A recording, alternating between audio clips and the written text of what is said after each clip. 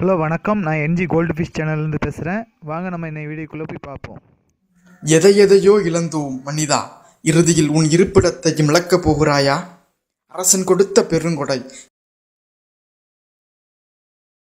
அதிபக்தன் பிறந்த ஊர், அலை கடலிலே மகிழ்ந்த ஊர், சிவ தொண்டிலே திளைத்த ஊர், திருநாகையிலே தலைமை ஊர், நம் நம்பியார் நகர் என்ற பெருமையை பொய்யாக்கப் போகிறாயா? உருண்டோடும் நீலாயதாச்சி தேர்ச்சக்கரம், அதை அடம்பிடித்து நிச்சயிலே வடம் பிடித்தவன் நம் தாத்தன், அதை மறந்துவிடத்தான் போகிறாயா?